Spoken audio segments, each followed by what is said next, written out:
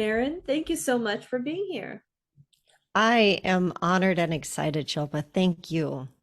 I've been so looking forward to this conversation. It's been in the works for a few months now. Yeah, we had to reschedule once, and yeah, absolutely.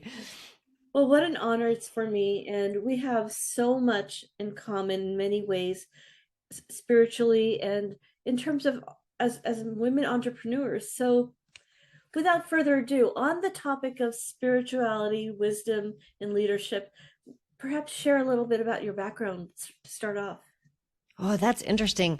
I actually started on a spiritual path when I was about eight, both spiritual and self-development. And I am a recovering Catholic. I love certain aspects of the Catholic religion, and there's others that I don't necessarily agree with. And I was blessed in that my mom stepped me onto a spiritual path, like I said, really early in my life. So I got to explore lots of different religions and lots of different spiritualities. And it is the core of my being.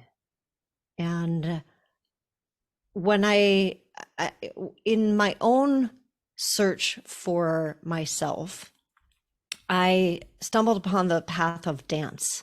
And so I was a ballroom dancer, country dancer, swing dancer, partnership dancer. And what that did for me was I was born into a culture, which we all were, and also into a family of high success, high rational achiever. Like education was paramount, and so was success. And I was very driven. I was a very driven young woman, and I didn't like being a woman. I thought that I should have been born a boy, and I did everything that my boy cousins did. Um, and I wanted to be my dad's little boy, not his little girl. So I tried really hard to do everything masculine. And what dance did for me, bringing that back around to dance and why I brought it up, is that dance really taught me the value of my femininity. Because in order to dance well with a partner, whether you're the leader or the follower, and in dance lingo, usually traditionally the man is the leader and the woman is the follower, and that really kind of like irked me. So over the years of learning to dance and learning to be a follower, I started to understand the value of surrender, of following, of the feminine, the going inward, the the calm, the peaceful. And that's where I realized that I would go with my spirituality, which I was keeping very hidden and away from the world. So I had this two, they were very separate in me, my high achiever, go get 'em, and my spiritual self. And what dance did for me was it really brought them together. And I am also an entrepreneur, which is how you and I met. So through SPI Pro. Um, and that entrepreneurial drive, one of the things that I found is that what I was being taught by the world was that high rational achiever, go get a masculine way is the way to be an entrepreneur. And again, there was a part of me that was like, really? Does it have to be like that? And I found that it doesn't. And so that's where I spent, or I invested my time and my energy, is bringing that surrender of trust and faith and the getting to know the inner knowing instead of just trusting the outer knowing and what other people know, because it may or may not be right for me. So that's kind of in a nutshell my journey and what's gotten me to here. And my passion is really helping I work mostly with women, and I do have some men that work with me to start to go on that inward journey. that I was blessed to have, from day one. And you and I were talking about this early on, before we started recording, that you also were blessed to have had that experience in your early childhood. What a blessing it was for you to be enabled to have that awareness at a young age, that even if you were conflicted on some level, saying, am I more leaning towards my masculine energy or feminine? Ultimately, to bring those two together and see the power that you have within you. And that brings me to the other subject we had talked about just before I started recording. You had honed in on, or you have, on the concept of awareness. Maybe you can share more about that.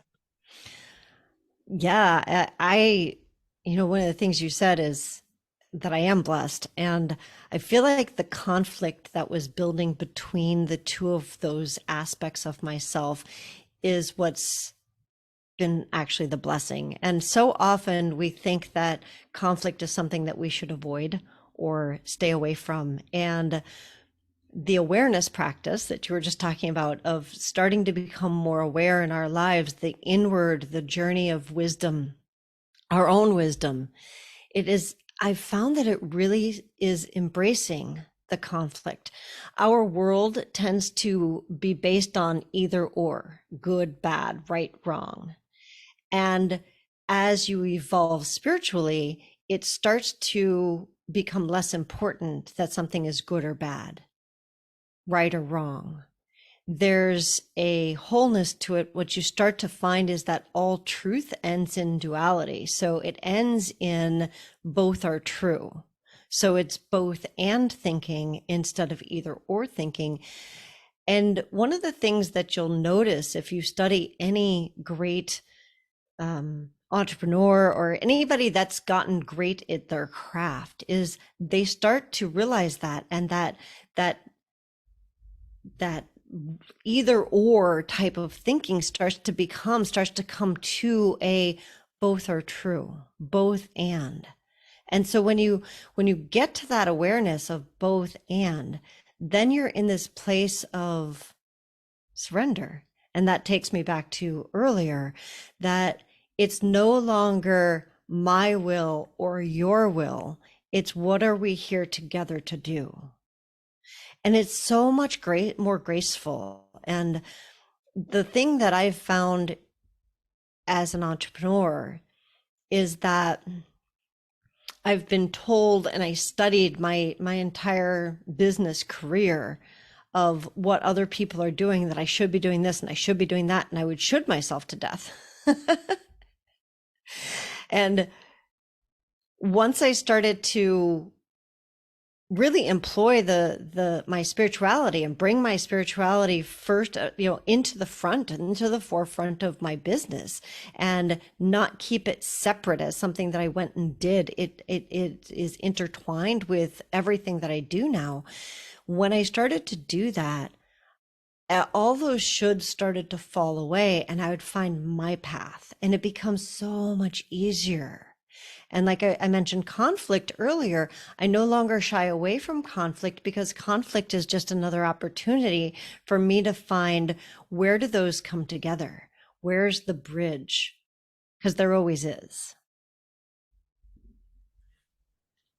Wow, that's just so profound. And when you talked about entrepreneurs and having that space where you understand that this is an opportunity to see within the conflict where this is my path, I'm reminded of someone that you may know of, Steve Jobs. Yes. And he embraced it. Do you know the only book on his iPhone was Autobiography of a Yogi? And he too went through his own conflict and came full circle to understand that in this conflict is some of the biggest achievements. I First of all, I love that book. And I've also heard that the guy who runs Facebook, what's his name? Oh, Yeah. That's okay. But that he had gone and asked Steve Jobs advice at some point, and Steve had told him, go and study in India and, about Yogananda. And that's who the autobiography of Yogi is about, Yogananda. So for those of you that don't know, I've read the book and I know Shilpa has too. It's an amazing book. It's very rich and very deep. And I will say that the first few times that I read it, or tried to read it, I wasn't ready and I slept through most of it. And when I have experienced that particular thing in my life, instead of going to shame, one of the things that I had early on was a teacher that did let me know that your transcendent self is still present. You're still getting the value. And to not shame yourself, to allow yourself you'll hear what you need to hear. And then as you grow and as you evolve, you'll hear more, or you'll hear the same thing and it'll mean something completely different to you. And so it's okay. So if it's the type of thing where, many of your listeners are probably people who have started on a path of deepening, of awakening, of spirituality, whatever you want to call that.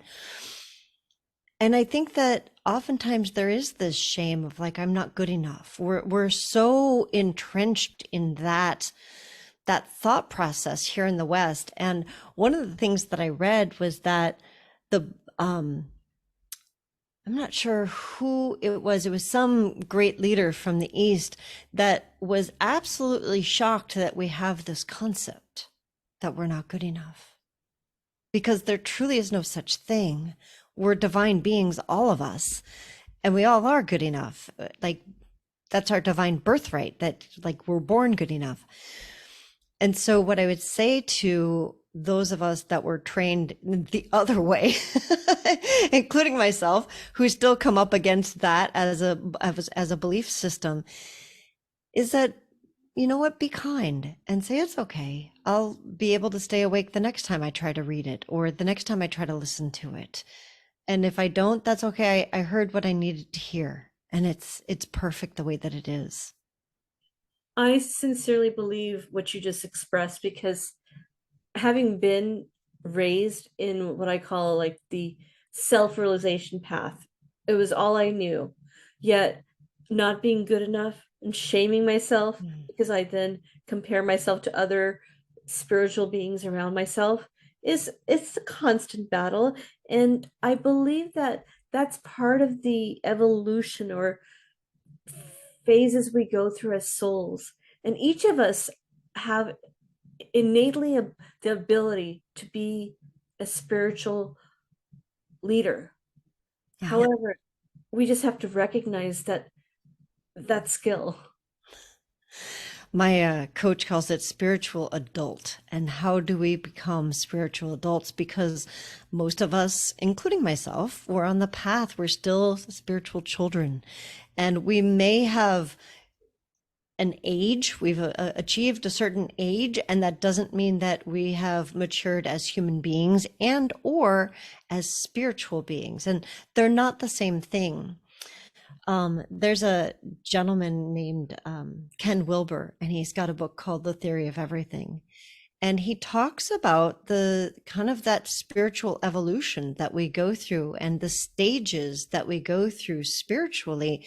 And there is a growth path that we are meant to have as far as our spiritual selves, and not just our, what we think of as our human selves, our human evolution. What I've been trained in, and I think many of your listeners here in the West, is that like to grow up means to achieve certain outer things. It means I've been successful at my job, and I've, gotten a certain amount of education, and I've gotten married, and I've had kids, and it's all this outer that we, as you said, we compare ourselves to those around us, those of our age group, those who are younger than us. Those are like, we're so busy every day comparing ourselves, instead of, oftentimes in the East, what's taught is go inside and find who you are. And it is. And that is one of the privileges or blessings I believe I've had in my life, is that being raised as a Hindu Indian woman in the West, while it's a conflict and duality, but by the same token, I'm always brought back to who am I truly?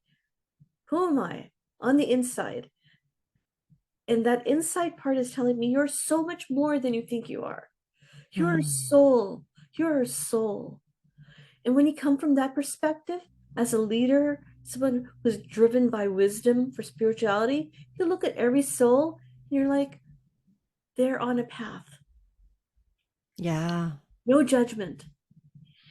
Including no self-judgment, because I'm on a path too.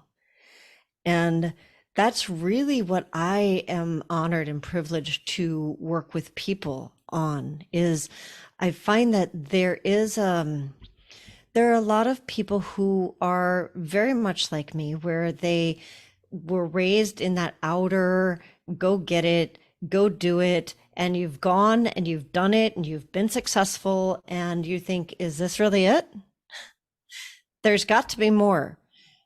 And no one is teaching how do I find that more? I go to some yoga classes, I go find a spiritual teacher, I go do this, I go do that, and it still is very much in the go and do in the outer. So what I help women to do is go inside and be, and find who it is that I'm meant to be. And my coach, and a lot of the work that I use, is life mission. He calls it life mission. And unfortunately, I think that that has gotten a bad connotation, in that people think that they can go do a weekend workshop and find out their life mission, and then it's supposed to be something that they go do. And instead, the way that I think about it is that it's something for me to continue to discover throughout my life. And who I am changes what I do, and what I do changes who I am, which then changes what I do, which then changes who I am. So it's this ever evolving upward spiral of both inner and outer. So it's not one at the expense of the other. It's bringing the two together. Like you mentioned, there's conflict in your world of being a Hindu woman in the West.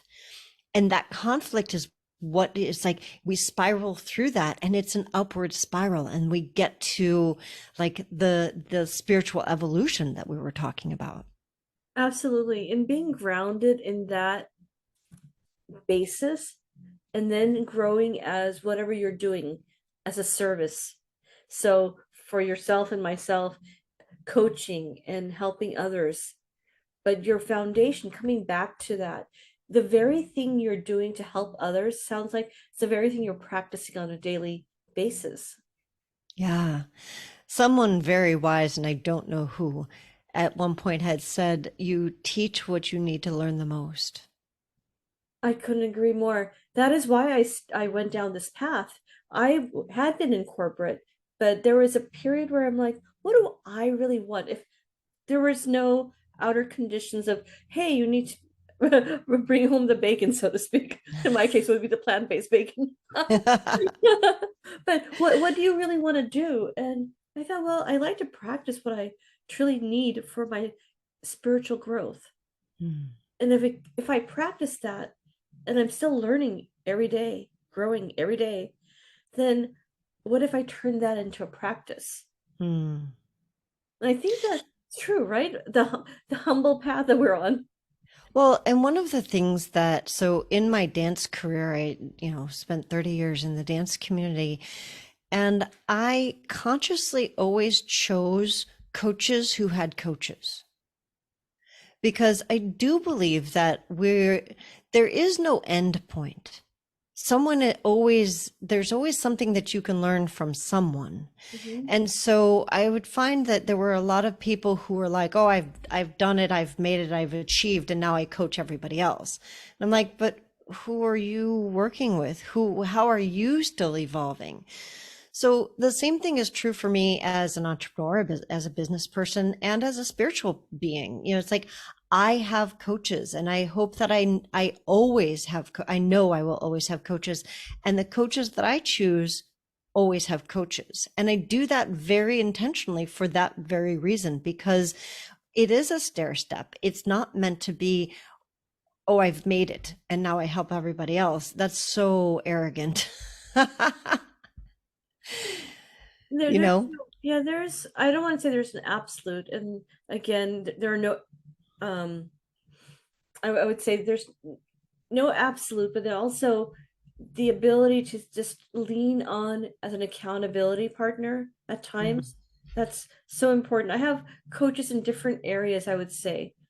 And Absolutely. one is like how to do public speaking. And that is like, there's so many nuances within that itself that challenges your ego each time. Yeah, it really does. It does.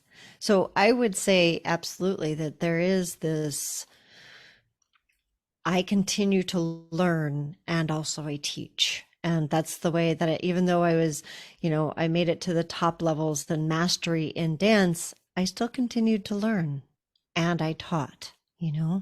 Yes. And one thing that resonates with my heart when you talk about dance, because I've always loved dancing, and I used to do dancing before I got married. And there's something just magical about that space where your body is very embodied in that moment. It's very, Mm, you have to be very present when you're dancing. you do.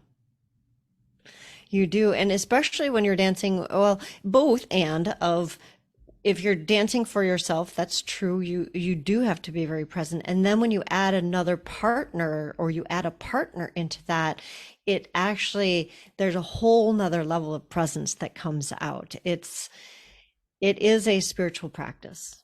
It is. And it also requires conscious awareness of your feminine energy as well as Mhm. masculine. And that's true whether you are in a feminine body or a masculine body. So the leader also has to have an awareness of their feminine energy, of that receptivity, because what really truly happens is a conversation. So you are in a conversation with your partner about what is going on and when it's going on and how it happens. And when you watch people who are just gorgeous as in a partnership dance, they're having a conversation. And I think that probably most of your listeners have experienced, going to a wedding or something where like somebody grabs you to dance and it's more like an argument and it's that push pull and you're like, oh my gosh, where do you want me? And you have no idea. And that's most of our experience with our lives too. So my program, which is Dance with Life, it takes those principles of dancing with another human being and how to do that in a beautiful, graceful conversation. And it applies it to life so that we're not in that push pull struggle with life. And we can really experience the flow of what is it like for me to be in complete flow, in complete like alignment with why I'm here, what I came to do, and what life is asking of me and calling me to. I love the process you just described.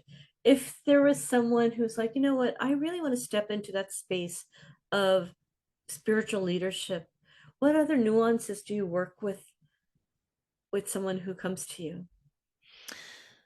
Really, we work with it is a very inward process. So it's about here's the both and again. So it embodies the inward and starts to get them to start to be able to process and understand the inward conversation and where that shows up in their life.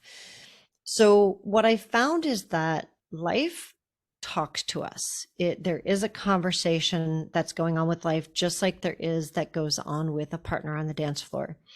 And most of us have no idea how to understand what life is telling us. And oftentimes, the people who start to get an inkling of it, what they'll say is they'll be like, "Oh, I saw a bird and it was a hawk, and a hawk means this because that's what some book told them that a hawk means.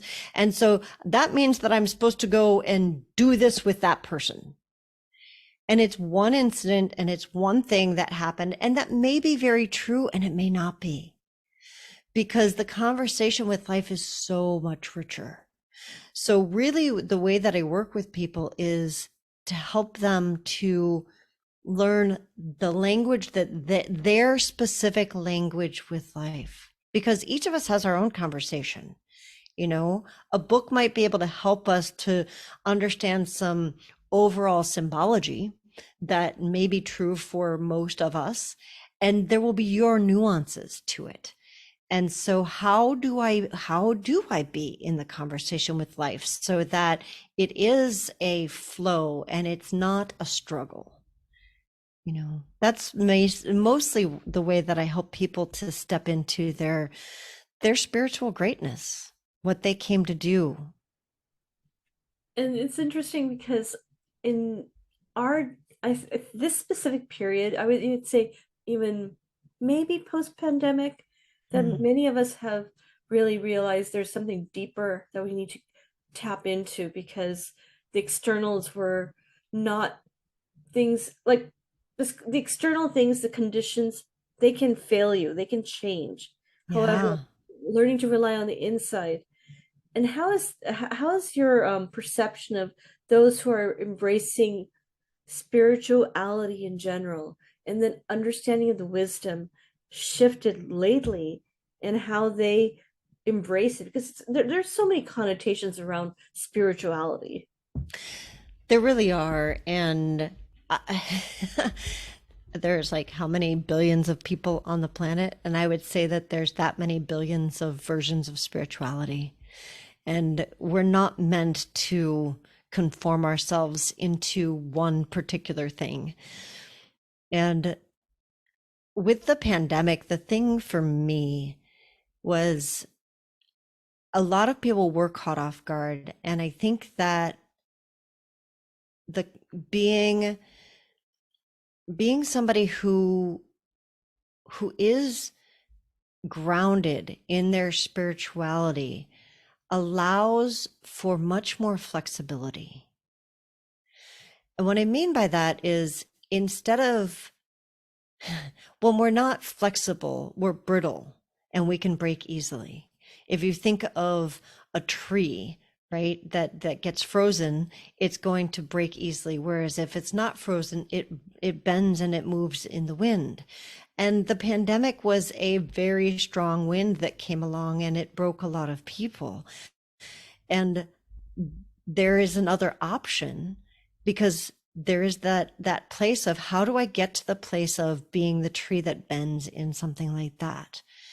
There's the next level, which is, how do I become the person who is aware that something like that is coming? And that's where I am, is I'm working with my teachers on being that person who is presencing the incoming future. And one of the interesting things is that science is showing that the incoming wave from the future is more powerful than the past that we think creates us. So stepping into that path of, how do I become someone who presences the future and is in such alignment with that, that if there's a pandemic or whatever it is that comes along, it doesn't throw me off path. There isn't even that moment of, oh my God, I have to regroup. And I watched my teachers not have to regroup.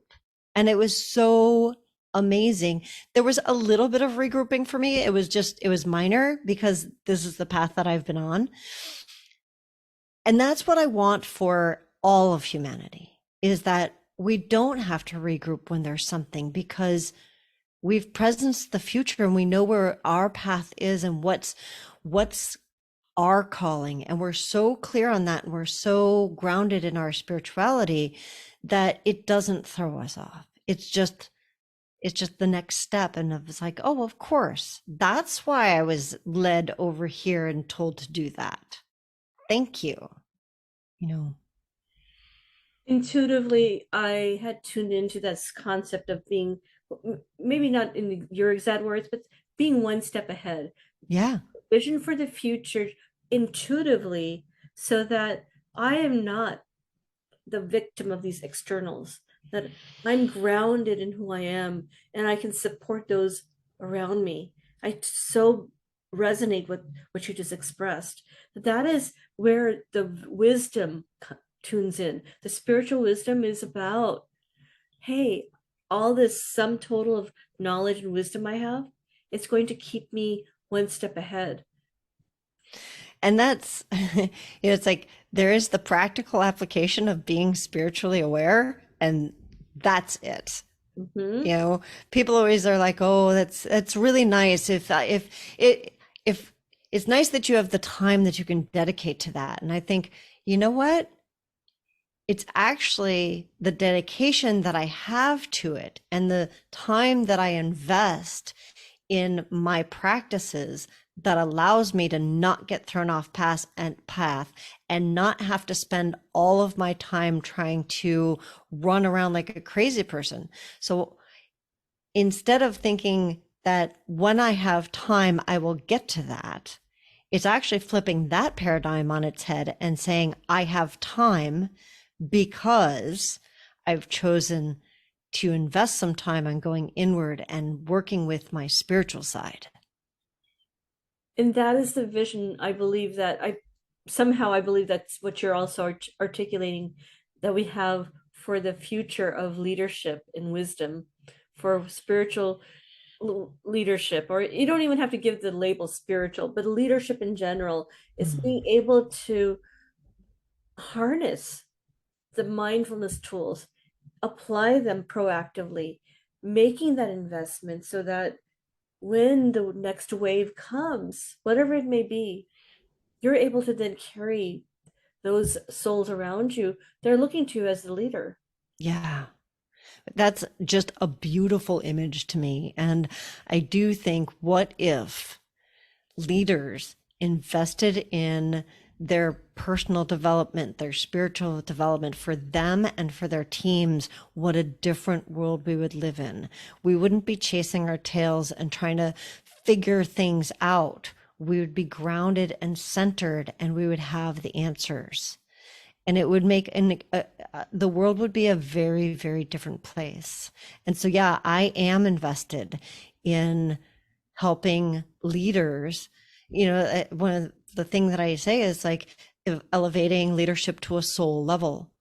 Let's lead from a soul level instead of from a brain level, because the soul level is so much for more advanced. And in our culture, we idealize that like rationality is the be all and end all, and it's not. There are many levels above rationality. It is a step along the way.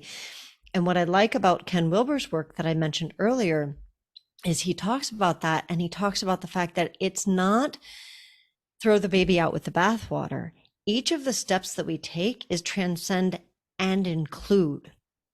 So we take the best of the rationality that we've learned and that we've worked really hard to get this rational. It's awesome.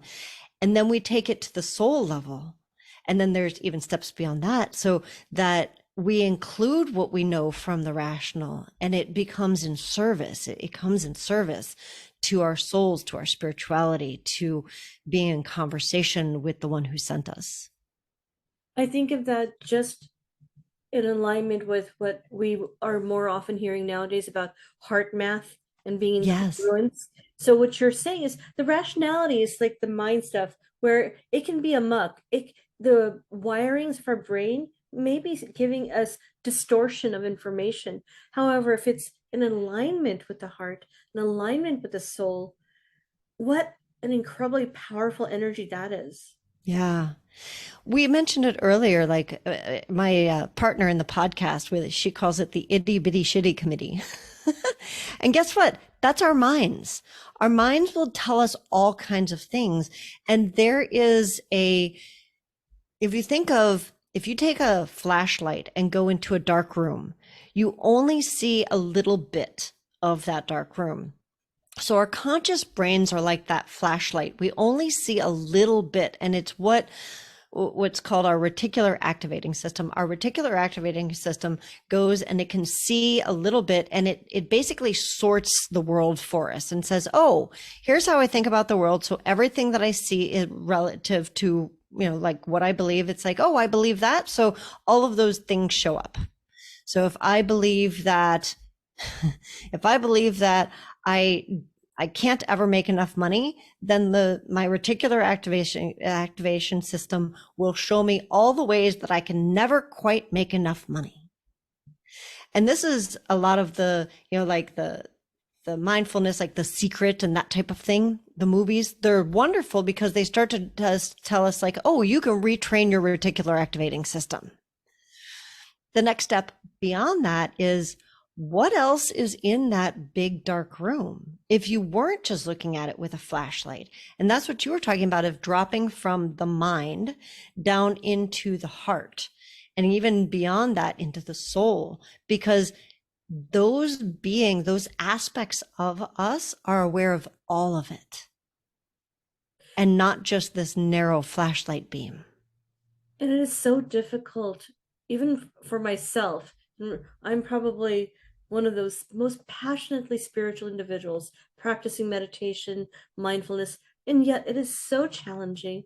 And I can tell you from firsthand experience that the path that I had put myself on in my career was probably that brain, the fear-based brain, that I Mm. need to get that master's in a very techie field so that I'm respected, I get the money and all those nonsense. That you're not thought to be woo woo, that Yes, you'll actually, somebody will take you seriously. I completely agree, because there was a period in my career 20 plus years ago where I applied for and almost stepped into this new woohoo field called spiritual leadership. Mm. And it was at Santa Barbara College. And I really had a calling for it. And I'm like, I just spent a lot of money getting a CS degree. How can I now go off and get something woohoo just because my heart tells me that maybe I'm meant to do that? I just wish this version of me could go back and talk to her. Yeah, There's validity to it. there is. And I think the world is starting to wake up to that and realizing that we don't want to look at the world from a narrow flashlight beam. What if we actually were started to become aware of like the bigger room, that there's all this other stuff, and we don't just have to look at it through this very narrow lens. We can drop in and be present on a much bigger scale. Like, what would it be like to run our lives from dropped in presence instead of figuring it out? And what a level of peace that would resonate in the world. It would be a very, we would not recognize that world based on what we experience here. And that for me is a vision worth holding on to. And that's why I wake up every day and I get excited when I get to talk to people like you who are, it's like we are waking up, we are becoming spiritual adults. And what could we possibly create? This is amazing. I just got goosebumps. Just, I know you probably saw the question I had included in my intake about your vision, and just this length of the conversation, this portion of it, it just uplifted my soul. I was getting goosebumps just talking about it. Yeah, I know. And I'm excited because like this is your whole first quarter is all around spirituality. So I can't wait to hear all of your interviews for this entire quarter. And it was a little bit of bravery on my part, because I was defining my four pillars, and I thought, who do I really stand for if I was truly honest with myself? Mm. And it was that part of my brain, the old one that got the CS degree 20 plus years ago, lived in fear base, going, do I really want to align with spirituality? because that is who I am. If you know me, if you anybody's close to me as Shilpa's friend, you're like, oh, she's really spiritual. It's so interesting because, we were talking about like the growth process and how, like there is no end of growing and evolving. In December, I closed my dance studio. I closed the doors. And one of the things that, in looking at, I always look back at things of like, what did I learn? How did I grow? And that was one of the processes of the 14 years of owning my studio, is it gave me the time to start to own my spirituality. Because even though I started being spiritual when I was 8, it took me until I was 50 something to put it out there and say, I am a spiritual leader. And I don't mean it from the perspective of, when I say spiritual leader, I don't teach people, like, I don't think of myself as a spirit, like a religious leader or somebody who is teaching spirituality. I am a leader that embodies spirituality. And that's what I teach people to do, is take the leadership that they've worked their butts off for their entire lives to learn to be a good leader, and then start to incorporate their own spirituality, whether it's something that they've already started exploring or have not yet. There's a process of, like, for you, for me, for all of us to say, it feels vulnerable, of like opening that door of, oh, yeah, you know what? Yeah, that's who I am. I got this. This is who I am, and it's important to who I am. And maybe for the modern generation, making it less taboo. Maybe Mm. it is the path that many of us need to be on, and recognize the tools that are there are the ones that are going to help us with the future vision. And I don't know if you're familiar with the 100th monkey. No. So there is a scientist, and I don't remember who it was, but they studied monkeys all over the world, and what they found is that, and I'm not sure if it was exactly 100 monkeys, and there would get to be a resonance. Say, for example, like they taught a monkey how to break open something and do, etc., whatever X and Y were. And when they got to the point where they had taught a certain number of monkeys, that monkeys that were across on the other side of the world that had never done this before started to do it. They weren't taught it, they didn't know it. They started to do it because there's a resonance in the field.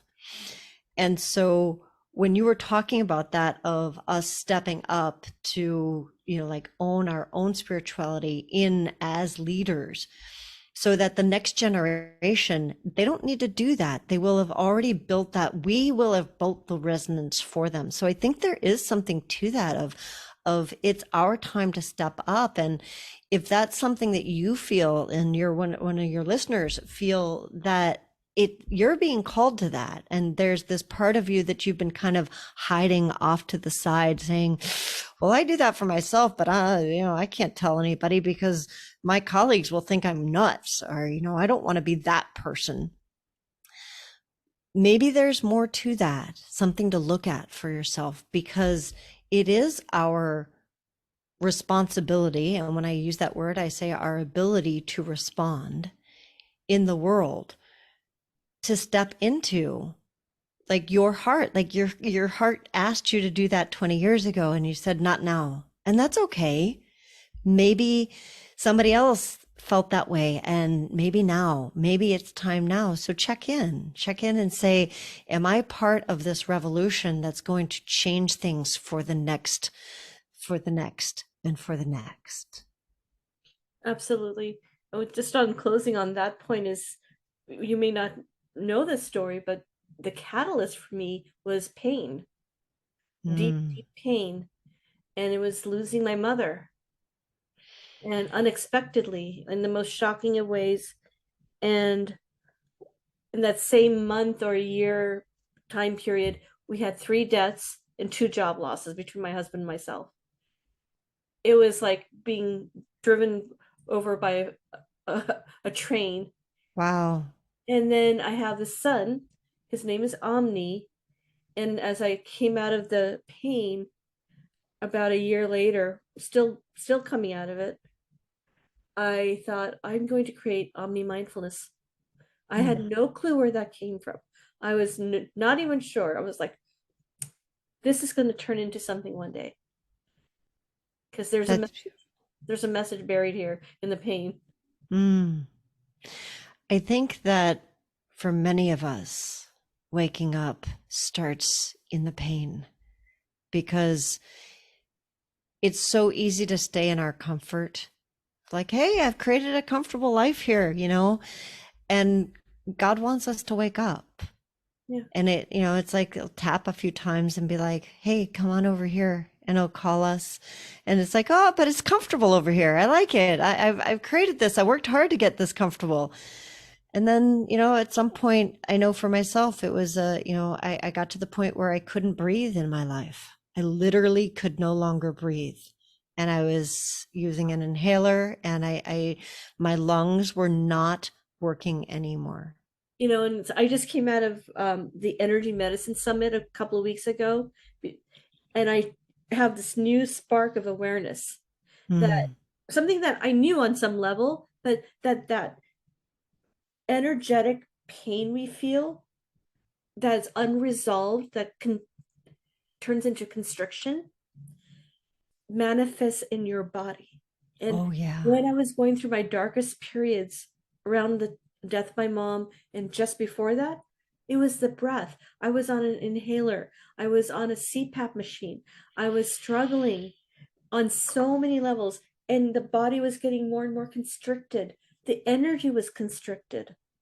And Yeah. then I feel more and more expansion. I go outside and I do grounding and breath work. Yeah, I breathe freely now. It's like I really, and it wasn't an instant. People are always looking for that instant fix. I was going and seeing multiple doctors and functional medicine doctors, and I was working with my spiritual guides, and I was working with my, emotional coaches, and there literally was one day where everything shifted. And then about a few days later, it went back. And so then it's been a process since then of like, oh, that's what it was like to be the person who doesn't have a breathing problem. Yeah. And what is it that I need to continue to embody to really own that? And I think a lot of it has to do with me owning my spirituality as a leader and really stepping into that and not being afraid of, well, what's so and so going to think? What is that? What is, it's okay, whatever they think. So the message I believe for future leaders out there who are now listening to us is embody it, Yeah, embrace it. You will be the catalyst. Think of them as like little cells, and each time you're vibrating on that level, other cells, like the monkeys you were describing. absolutely. Absolutely. And really, it's when I think of it, there's the both and of there's this big picture, like, and I love the big visions because I'm a big visionary. And then there's the practical day to day of like, what does that mean for me in my life? And if I could just leave your listeners with one thing is what is the practice that you could incorporate just one simple thing that you could do on a daily basis to get to know yourself better every day? Yeah. One little thing of like a gratitude practice at the end of the day or um, a, a practice in the morning asking, what am I being called to today? And then being present throughout the day for that of, maybe asking yourself a question of, why am I here? And not looking for an answer, just being present to it. Mhm. There's so many roads that you can take. There isn't one particular road. And I encourage you to find just one thing that you could do today and then maybe tomorrow and the next day that'll start to, it's an investment of your time. And when we invest, you get dividends on those investments. And we're taught to spend time just like we're taught to spend money. We're not taught to invest it. So, what would that mean for you? Like, really just be with that. What would that be for you today? So much wisdom there. Thank you so much. I would love to have you back again. This conversation just filled my heart. Mine too. It would be a joy to come back. Thank you so much. It would be an honor, and I know I would have a lovely conversation over tea with you on any topic because we just we're vibrating on that same level. Yes, absolutely. Well, have a lovely day, and again, thank you so much for your presence. Thank you, Shilpa.